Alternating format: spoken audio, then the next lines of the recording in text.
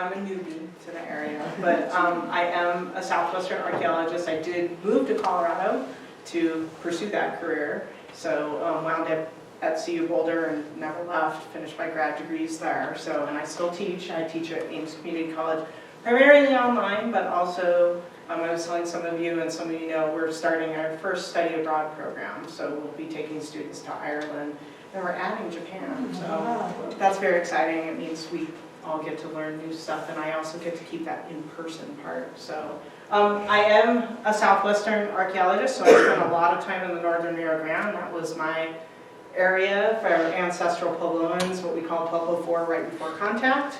So I spent a lot of time on the border, across the border, and I worked for the Park Service, and Pecos Pueblo was one of my main study areas, along with San Marcos Pueblo and Galisteo Basin. So spent a lot of time in this area, so when we kind of started circling around where we wanted to land next, we landed with Vita, so we're very happy here. So I came in, a few of you asked, I'm kind of going to do a deep dive and remind everybody first what archaeology is. So what we study, I am trained as an anthropologist. So all my degrees are anthropology. My specialty is archaeology within that. So we study anything and everything about humans with archaeology. In the Americas, it is not the same across the pond, where they're more geology based, and you'll find them in the natural sciences, not the social sciences. But I'm trained as a social science. So and when I teach all the basic cultural anthropology, I teach biological anthropology, I teach archaeology, among other things. But that's kind of our bread and butter. So we're always looking at humans. So the archaeology part is looking at the material remains, the stuff from the past. And it doesn't always have to be the past, actually. We look at what people throw away in the present, too. That's another story. David mentioned that. We talk all about it. So we basically look at deep human history.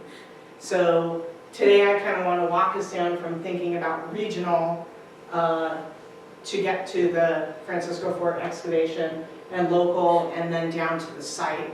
Really, in this case, the site is a feature that they found at the fort by accident. So this area, as all of you know, has been a crossroads region for thousands of years. So it has occupation from Paleo-Indian times, so the earliest stuff, which is at least 12,000 years ago, possibly longer. Colorado has a ton of Paleo-Indian sites across it.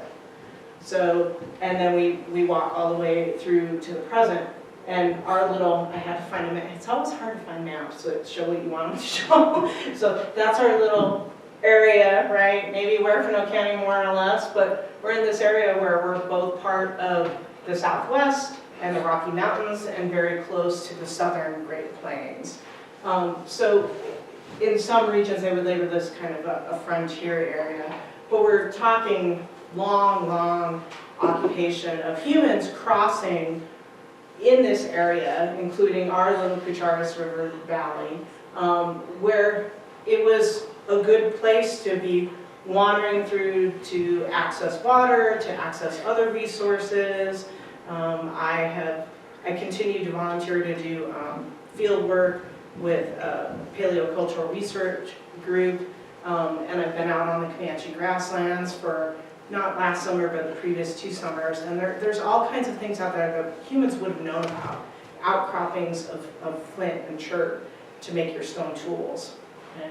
So just keeping in mind that the resources and people would have been wandering across and known about all of this. And good places are good places, right? Being able to do seasonal rounds from the plains to the high desert, up into the mountains, to access all of these resources, and what we call this, again, the seasonal round. You know, when the berries are ripe, you go to the berries. When the animals are running a certain way, you follow them if you're a hunter. So these kind of beautiful mountains, you know, cementing this area, the Waiatoya, which is a Comanche name, right? Basically the 2 mountains, you know, very prominent landmark in this region. And a good place to camp or hang out for a while is always going to be that. That's right. You need water, you need food resources, you need resources to make or replace tools. So keeping that all in mind, this is, as we all know, because we're all here, right? It's a pretty nice area. It's also a region where multiple different cultures have crossed and come in contact with one another. So again, you could think of these as geographic regions, but we also, anthropologists like to categorize them as, cultures. So when I say the Southwest, I'm also referring to certain kind of material culture and traditions and languages that exist down in that area. Same with Plains, Rocky Mountains, same. So there's certain groups. So we have anywhere from, Ute, Cheyenne, Arapaho that you think of when you think of Colorado.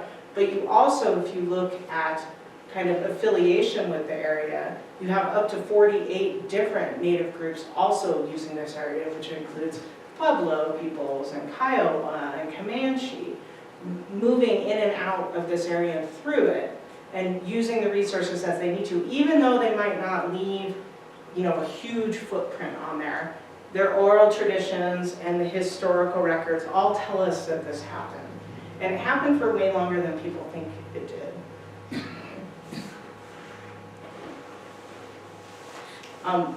I like this again. This is back to paleoculture. It was a project they worked together on, but everything from Native groups gathering pinon nuts, right, in season, to modern day Ute on their right gathering choke cherries, to bring us into, and this is an area where all these are big, just a couple of counties over, kind of the botanical resources, right, your pharmacy or your health store. That was all in our area down in southern Colorado and into northern New Mexico. To bringing in kind of Hispano gathering of rose hips in the season. So again, seasonal round, knowing what's out there and knowing what you can tap into is a huge part of this history. So the Spanish and Hispanic influence came relatively late in this time period. If we're talking 12,000 years plus back, we're talking more recently, in the 1500s, we have yet another culture and groups of people coming up from across the ocean and up into this area and impacting very, as you know, and influencing what happened from then out for these last few hundred years. And just pointing out how close this all was, and obviously, pushed farther in as time went by. So we're talking 16th century here, right, for Coronado coming up, and to point Pecos and Taos, and knowing how close those are to our areas, and thinking about impacts like missionization. Some of the closest pueblos that were missionized were Taos and Pecos, and that's the Pecos mission there that's still standing, that they keep restoring, so it'll still stand because it's adobe, with Pueblo room blocks in front of it. So, and Pecos itself, if you look at the positioning on it, would be what we would consider at the gateway kind of frontier between the Plains and the Pueblo peoples. When the Spaniards first encountered people from Pecos, they were way over on the other side of New Mexico at Zuni. Okay? And they obviously, so you have to think of several things there. One, people walked way farther and traveled way farther on foot than we give them credit to. So no horses in North America, right? They were probably multilingual because there are a lot of existing languages still today along the Rio Grande with the Pueblo peoples, and they had to have some way that they could communicate with one another. And that then those people from Pecos led the Spaniards nicely farther and farther and farther out onto the plains on purpose to try to get them away from their areas because they were searching for these cities and goals. So just thinking of kind of all this traversing and this interaction of these different groups and that long impact into this area. And also remembering that it was a long time before this became, United States of America. Nuevo Mexico, also bumping up against to you know, if we're thinking we're up there at the end of the Rio Grande and between the Arkansas, I forgot where the pointer was. There. So, you know, in this area, this was a different land, and for, you know, all intents and purposes was part of New Spain and then Mexico for a while. And it wasn't until really kind of the 1800s that we see this transitioning over, and then in 1848 becoming part of the United States. So that's a long time period to think about. And then also keeping in mind that not only do we have Spanish land grants, but there were later land grants, which basically made southern Colorado, right, kind of what it was, and that's how items, big parcels of lands got, with all these resources, and our local area got parceled out. So good stuff to kind of keep in mind as we look at this deeper here. So pulled some pictures together in a nice old map that I found somewhere online, because I'm just thinking again about all the different groups that have been traversing this area, you know, without these real ideas of borders, or at least shifting borders, or borders crossing people or being imposed on people.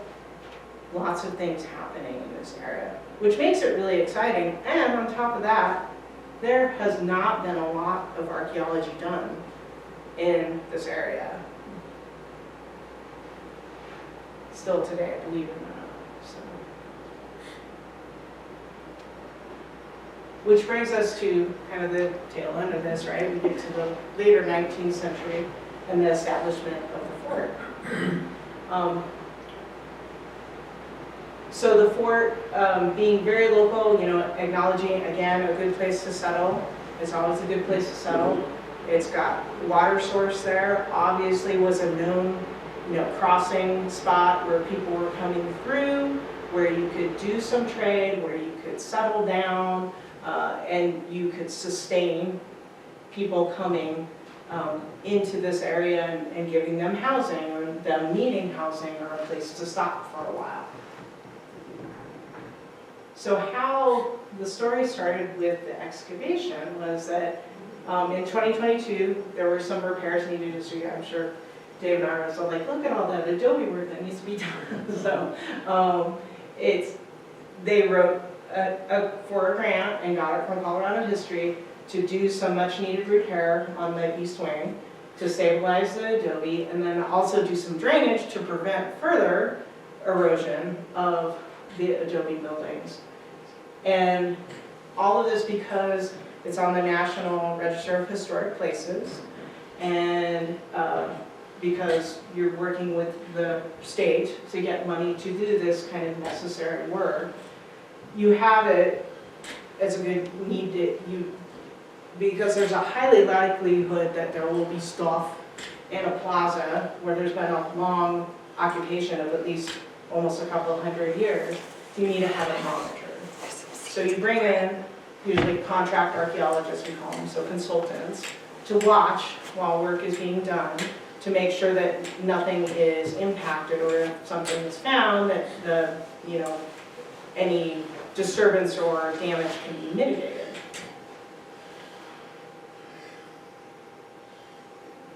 So the trench work came, I believe, after. You can see it's pretty, the adobe looks much better in the background now. After, and so a trench was dug by the backhoe, and lo and behold, they uncovered something.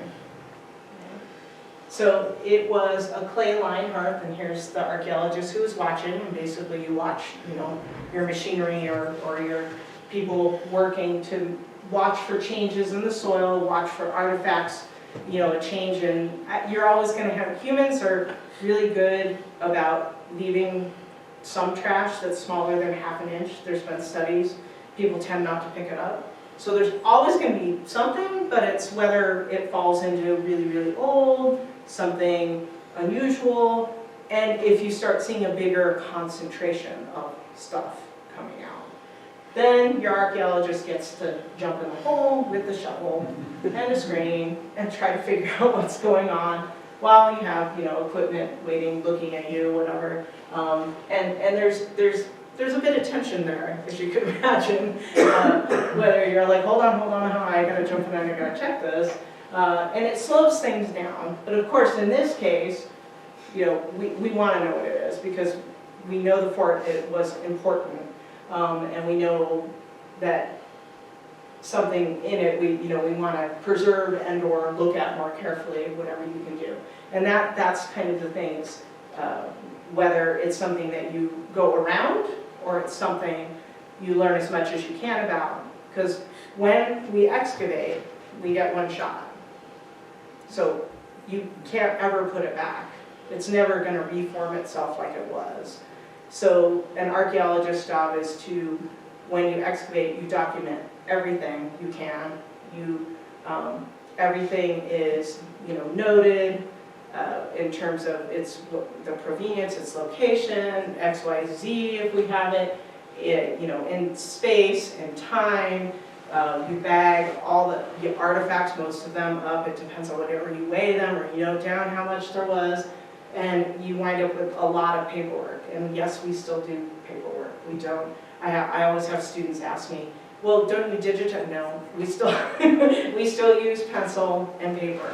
And you have one chance to get the right, because that's all you have. Once it's done and out of the ground, the only thing you have to recreate it are all the notes and documentation and artifacts, if you collect them, that you've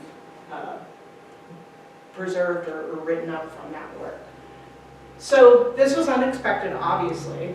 So the archaeologist was hand, and they slowed down and they did a quick excavation. You can see that it's basically according to the trench. It's not a formal square. We usually excavate in 1 meter by 1 meter units, and we locate them, but everything else was done to determine what is this.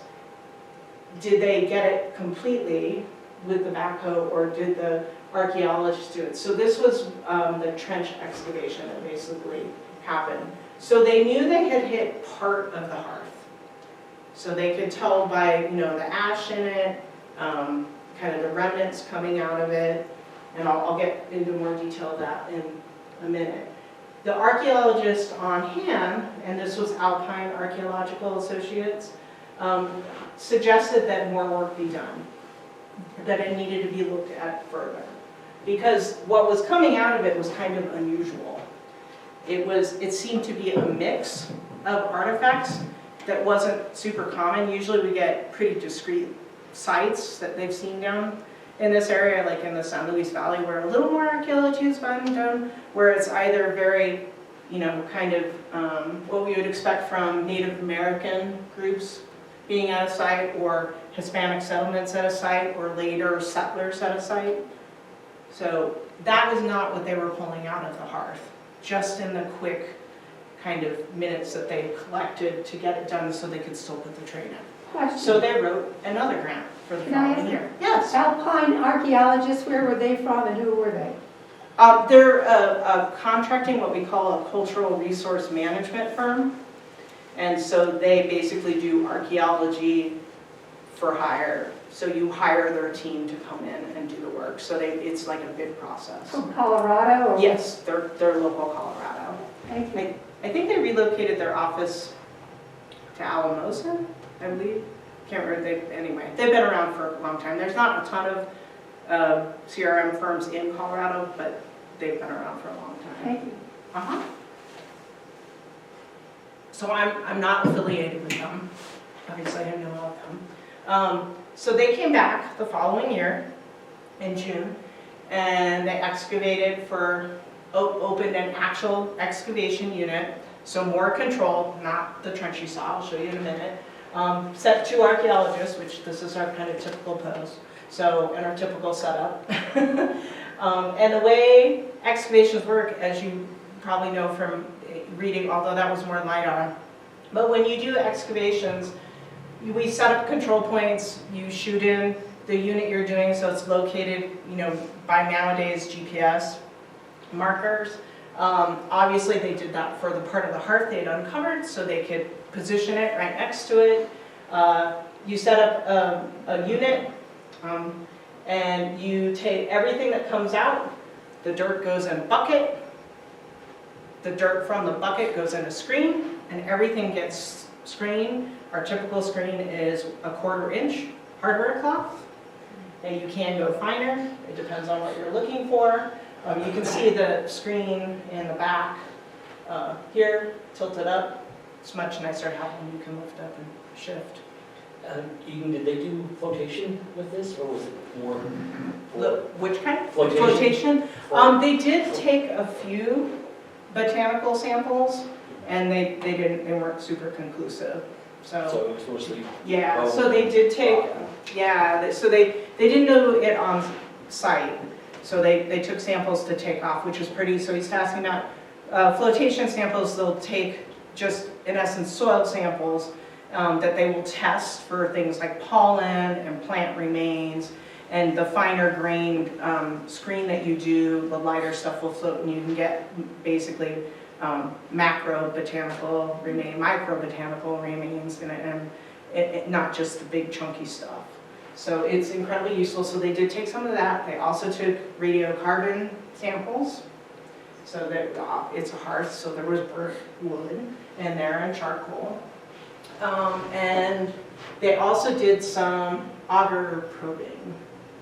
So it was a full test excavation, unlike the chance finding and monitoring situation that had occurred the year before. There's that. So this is what it looks like. So the light gray area, you can follow so this is the east wing. This is the light gray is the trench. It's prettier on the map, right? Because it wasn't exactly quite that square probably, you could see in the picture. And this is the actual 2023 excavation unit. This is the feature, so the hearth, feature 1, that they did. And all the little circles, all these little PDs, they did auger probes. And you, in the back here, that might be their, it looks like at least the start of an auger. So they took basically just cores out of the soil. Just to make sure that there wasn't something bigger they were missing. So you can see they made a choice to, wrong one. They placed it all around and some in the little feature to make sure that they weren't missing like edges of a bigger thing, like, you know, a campsite or a house. And so going deep without excavating the whole thing, because otherwise, as you can see, you know, to try to pinpoint, not only do we need to hit that hearth again, but to pinpoint, is there anything else we need to look at while we're here? Or to recommend further work on. Okay. All right, so within the excavation unit, which archaeologists say under the excavation unit, because this is the hearth. Okay. So you clear down, right, to a certain level, but what they're really, and probably not a lot of artifacts coming out. I mean, I know because I've read them. Not a lot of artifacts. You see a reduction of items coming out of it, and you really, what you're interested in, because you don't see anything else, you concentrate on excavating the feature, the hearth itself. Things that came out. Military button, not super cleaned up, but standard kind of U.S. military army, if you will, issue. Around some war for a really long time period. So that was diagnostic, but not super diagnostic. So later, you know, 19th century primarily. Bone, animal bone, with cut marks, which are clear here. If you've never seen cut marks or you don't save your own bones like friends, they only do for people. There's actually a bit of a cut mark here, but this is also burnt. This one is not. We'll talk more about that in a minute. So you pull all these things out, and there's, see all this paperwork? I alluded to paperwork. This is what comes back after. And this was a small excavation unit. It was basically 1 meter by 2 meters. There's a lot of paper that we generate, in addition to photographs and all. So this is Kim McKee and I working on cataloging everything that came back to the fort, because when you take things out of the ground, you always have to have an agreement about where they're going to wind up once you take them out. so future studies can be done looking at the actual artifacts. In this case, the curation agreement obviously was they will come back to the fort. But Alpine archaeological consultants carried the items away, wrote up the report of the excavation, which we'll go into details next, and then everything came back, artifacts and paperwork, to the fort. And then that had to be all cataloged and is mostly, not all of it, is at the fort in Moss Point, Line. Takes a while to generate a report. So in 2024, the fort gets a report from Alpine and their archaeologists.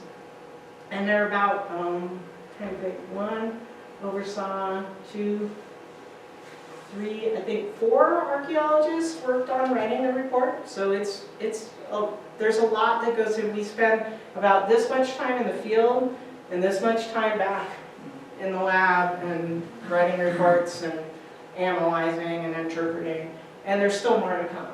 So the top layer, as you might expect, it was the plaza, right? It was associated with the fort. And that fits. The archaeology confirms that story. People were there doing fort-like things. So we see things tossed out like glass from bottles and also some plate glass. They did not keep all of that because it's not super diagnostic. They only would keep diagnostic bits. So they kind of weigh it and note how much there was. And that gets put back. I honestly don't know if that got put back in there. We always backfill our units. Nails, buttons, like the one I showed you, and a couple of other buttons, bullet casings, and historic ceramics. So things associated, kind of with Western settlement. So painted, like plate dishes and that. Obviously, like I showed you a couple pieces already, there was some cut bone, animal bone, and some crushed animal bone. However, what they noted, and they noted this when they were doing the trench, kind of quick excavation to see what was there for the hearth and defining it and deciding whether it needed to be investigated more, that we saw crushed amounts of animal bone increase the deeper they got. So the older layers, if all things being well, you can have stratigraphy that met, but everything older would be lower down in the soil, with the newer stuff being on top. And they also saw this crushed bone in the hearth.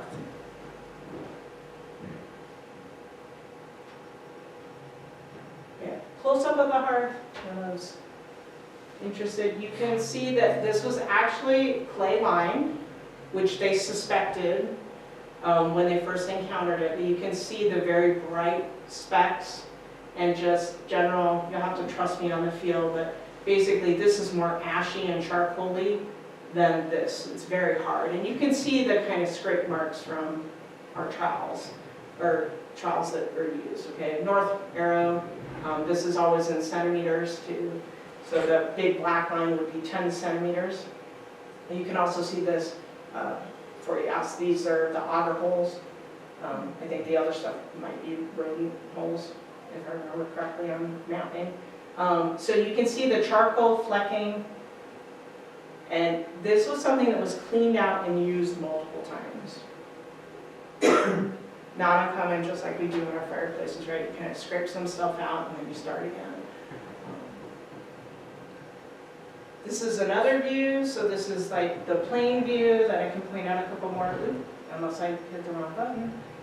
So again, auger hole, same north arrow. So again, you can see the flecking and the deep thing, and this is them encountering the side of the original kind of trench that they did, but it's harder to see in this light. But so this is the clay lining that they're getting down to, which they mark here, right? And we map. This is what we produce as our red clay lining. It's unexcavated around it, right? Because they realized that the heart of what they wanted to get to, and it was time bound, right? You had 4 days.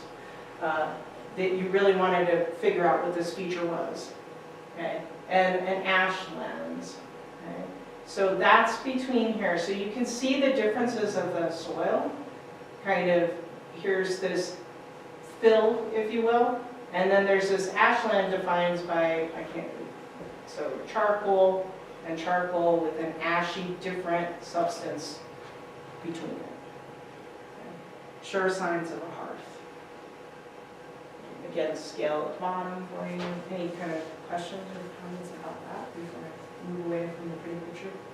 At least I'm an archaeologist, that's a really pretty picture. And you can see our excavation unit line there. We have always a control for depth where we know where it is at its location and space, and then we're always measuring off of that so we can say it's so many centimeters below that datum that is established. Okay. So I talked about this mix of artifacts. So that story continued to be the case as they did this second test excavation.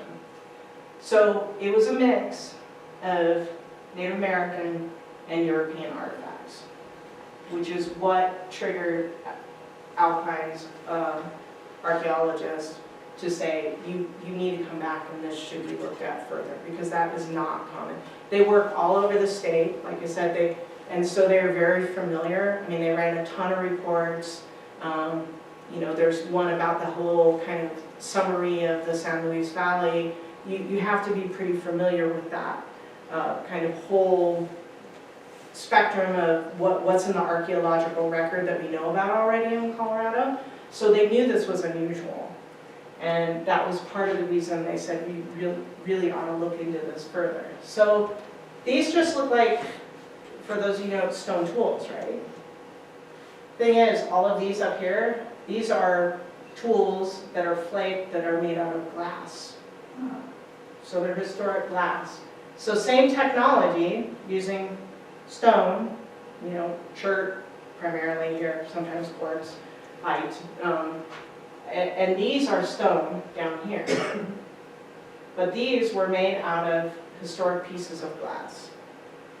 So applying the same thing, we know how to think about how the properties of stone, how it'll fracture if we are applying pressure in a certain direction. Well, so that's a native technology, right? Thousands of years here in North America, and you're just applying it to a new source. Okay? Does the same thing, right? Obsidian is volcanic glass. And if you know your stuff, you can flake it in a certain way. So that was kind of interesting find number one. And that's really the bulk of the flaked, we'll call it, tools that we found. Again, all these on the bottom are stone. Okay. This is pottery, which probably doesn't thrill a lot of you like it does me, but this is one of my specialties for the Northern Rio Grande. So the minute I saw this, the report says it could be Apachean, micaceous, and granted, I do slightly earlier stuff, but that micaceous clay, you can see the little glints of it, and the polish on this, it is polished above, and if you flip it over, it's polished black on the inside. I didn't get a picture of the other side.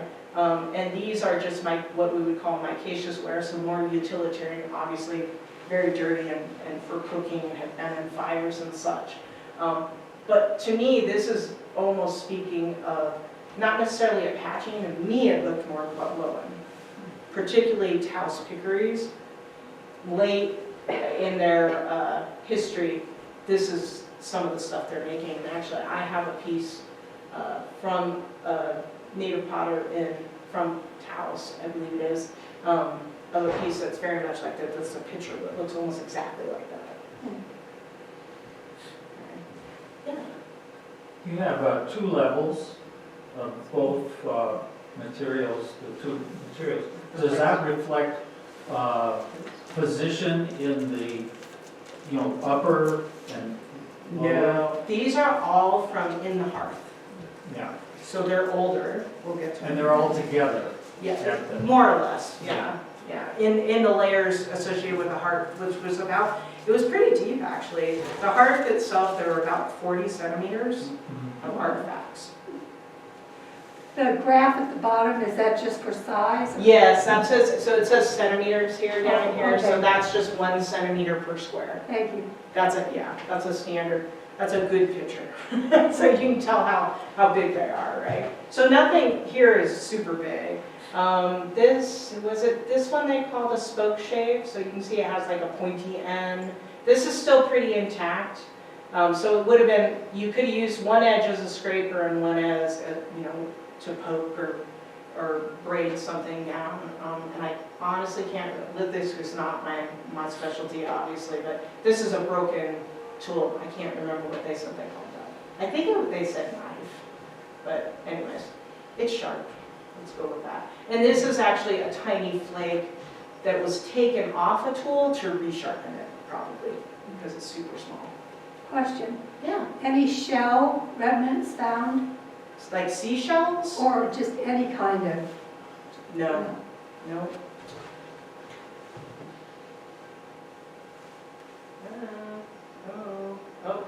There's my spoiler.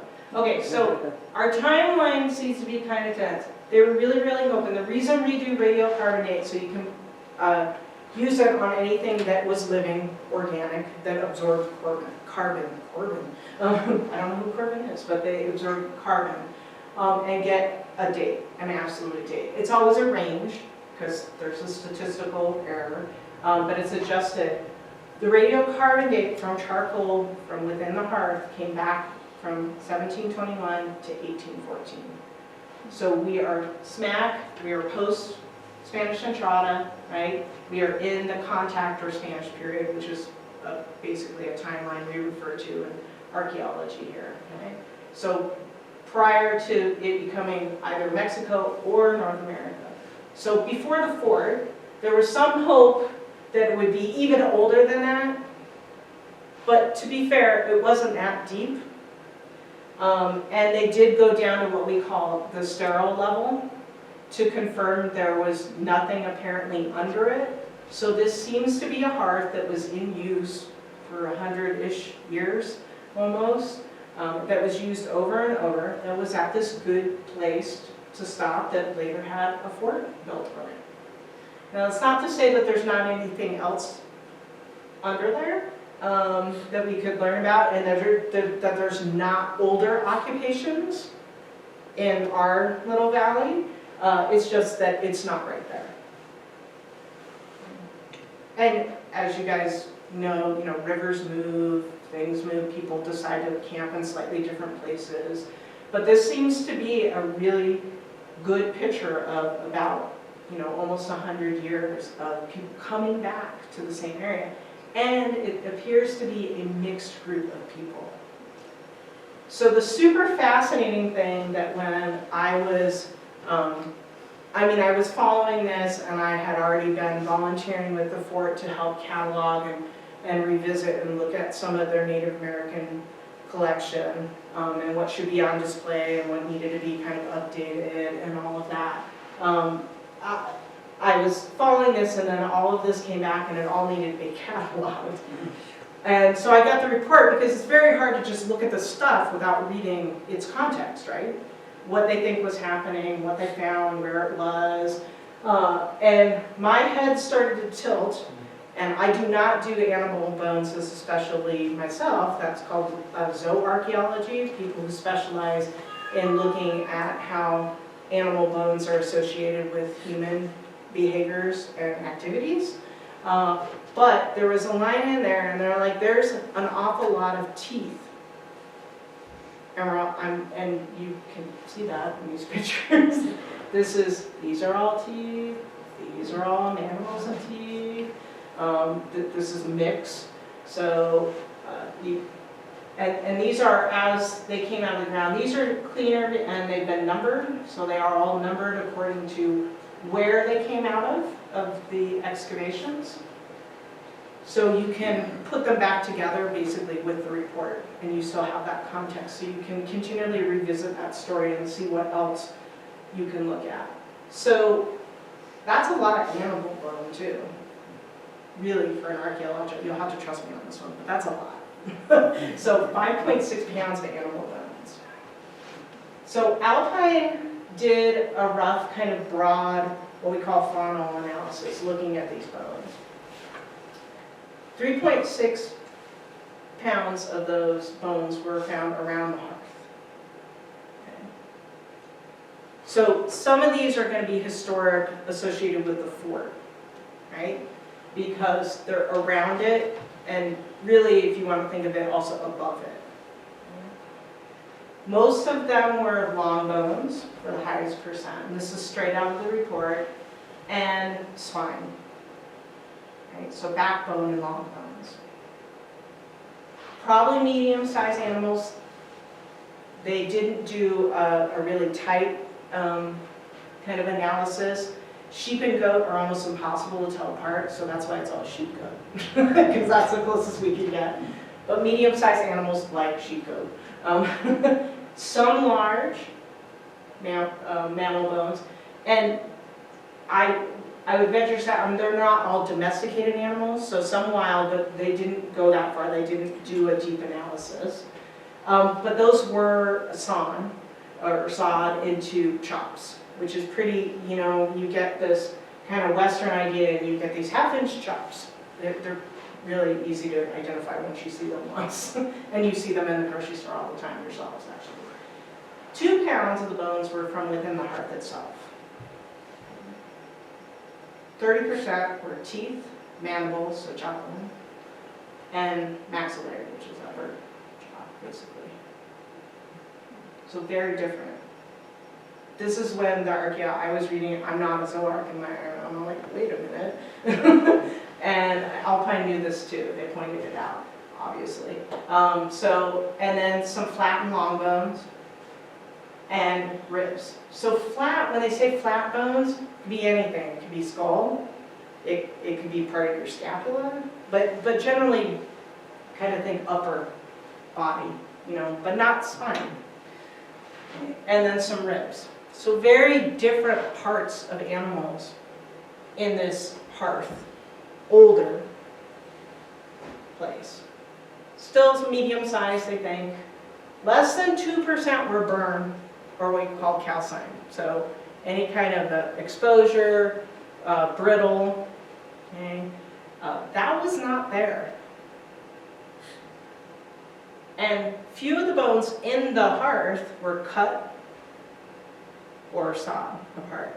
So cut marks again, which I showed you earlier just to emphasize. So these are cut marks you can, right? You have a sharp edges. That's not natural. That's human. Saw. Pretty clear. To me, anyway. To you guys too. Very flat. Very, very flat with the ridges. And that's kind of your chops. So what does this all mean? This all means that we have more questions. But first a quiz. So what animal parts were found around the heart? Long bones. Yes. I have a helpful picture. Long bones, right? So legs, limbs, and remember also they talked about spine vertebra. So anywhere along here. And we know we had some, so chops fit, right? Because things were sawn. But upper body, it looks like, along bones. Okay, what about in the hearth? Teeth. Teeth and jaws. Yeah, skull. Everything skull was the highest part. So this was my deer, because we don't know. So right, snout, teeth, jaw. And remember, I mentioned the flat bones. A flat bone could be like that. It's really hard to tell when it's a chunk like this. But zooarchaeologists are better at that than I am. Oh no, preview. How are they? Maybe you didn't see what that was. How are they being processed or cooked? This is what you should be asking yourself. Wait a minute, what were they doing? What part of the animal do you eat?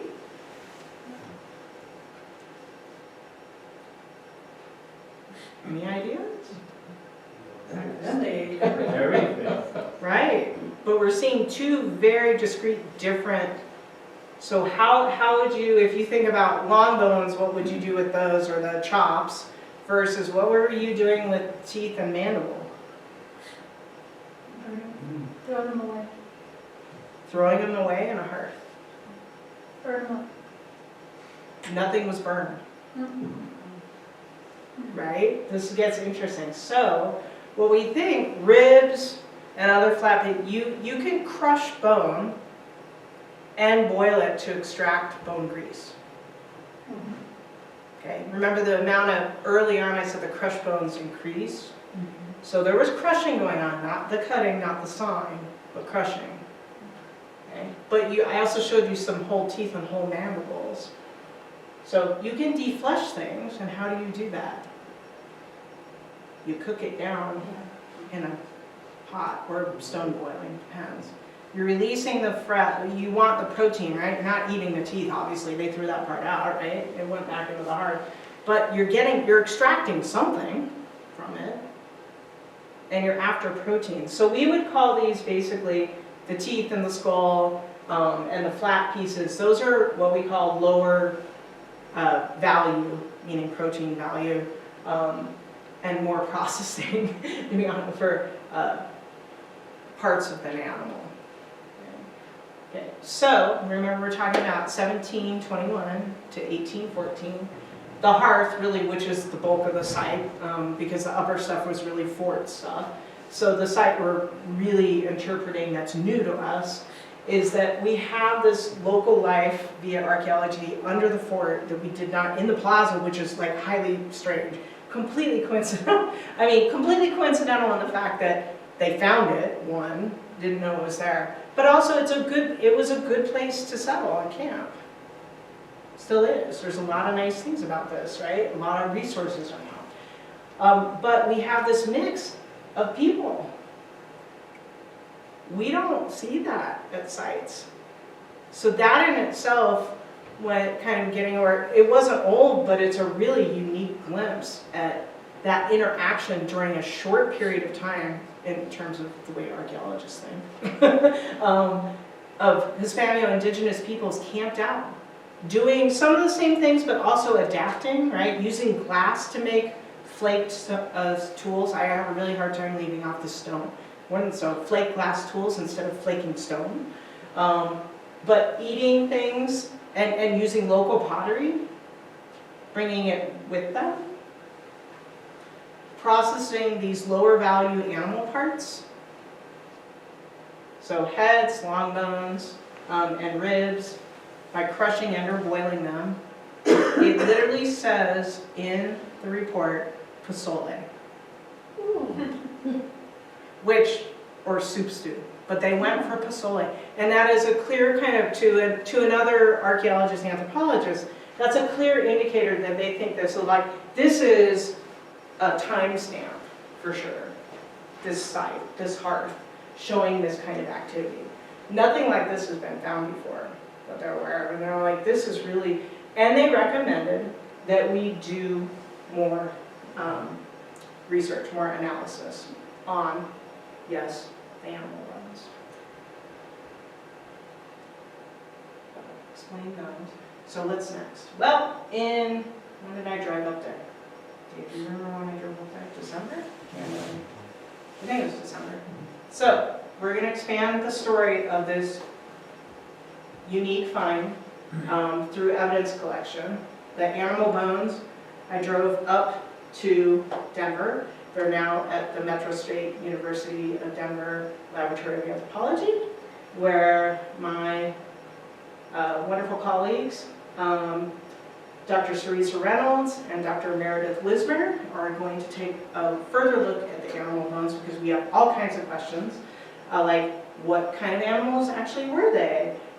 Can you do better analysis in terms of identifying the genus or the species where possible and get finer grained categories? Was it all sheep goat? Was it domesticated animals, which again we did not have until post-Spanish contact? Or is it a mix of wild and domestic, which would also play into the story of a mix of people using things that were new to them, but also things that were familiar? And can they identify better the parts that we're seeing? And can we get a better idea of instead of just kind of percentages, what exact parts of which animal were they utilizing? And then also, hopefully, they can look further at the processing and cooking methods used. So they would do things like point out that exactly how many pieces of cut marks on bone do we have? How many sawn pieces of bone do we have? Where did they come from? Were they Ford associated or were they in the hearth? So we can add more details to the story. So that's where we're at, that they'll be doing this summer, and I already took them up there. Oh, and my other colleague who runs, Jill Scott, she runs the laboratory of anthropology, so that all came together really well after we cataloged. And that's where it stands for right now, so it's, TBD. Can't you get DNA or are you using what's it called, LIDAR? It can go down and identify levels? The, radar? LIDAR. Yeah, it's too discreet for LIDAR, and they excavated it completely. So the hearth is gone, and it's all in the paperwork and the artifacts that were pulled out at this point. And the auger programming is better just because, you wouldn't run LIDAR, you'd run something like GPR, electromagnetic underneath it to see if they're, but because it's going to be earlier than historic, it would have, you probably would not get a lot turning up. It would be more ephemeral. And there was what was the first part? Oh, DNA. Yeah. DNA costs money. So my colleague, I asked, I said, I'm like, hey, she's like, wow, I'm really reading. So I talked them into, they're doing it on a volunteer basis, and they will get a paper or, a presentation out of it in a conference, perhaps, an article or something. And so if they can do a lot, it wasn't compared against a comparative collection, which is why it's at Metro State, because they have a comparative animal bone collection, and that's what archaeologists need, and that's what Alpine was unable to do, because they just did it based on what they had. So they have a more complete one, so they can get down to those kind of level of details. Thank you. Yeah. So what would further investigation involve? What would be the next step? Basically what on the doing all of this with the animal bones, to see if we can get a better story about what exactly they were doing and maybe the time period that they were doing it in, and being able to tell the story of this is what fork kind of cooking looks like, and this is what this hearth looks like, which seems to be another group entirely. Okay, so further investigation of what we already have. Yes, of the artifacts, Further. analysis, yes. Okay. Not further excavation. So because the hearth is gone, like I said, once we do it, that's it. So the hearth is gone. The hearth that exists in the paperwork, which is all cataloged, and the rest of the artifacts, which are at the fort.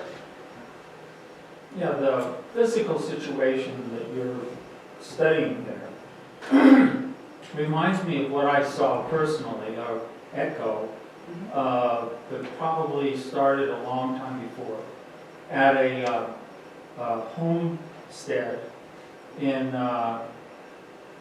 Peña Blanca.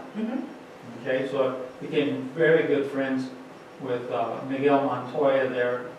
His family showed up and established a presence about after the Pueblo Revolt. So it was about 1690 something. Yeah. The Montoya family went up there. And one day I went, and this was in 1970s, late and early 1980s. And I came, and there is a Pueblo sort of medicine man, for lack of a better term, camped. The family lived in these homes here, camped in the farmyard. And that man, older man, was there for weeks,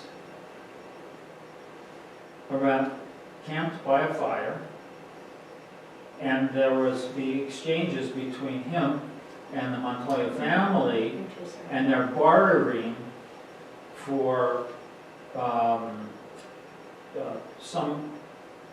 there were some artifacts or pottery and some imported animals, Mhm. okay, between the, you know, the native indigenous person and the landowner. Yep. And it just, and that, the man that was bargaining never left that spot.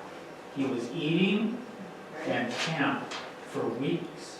And that's what it just seems like, Yeah, that's something like that. yeah.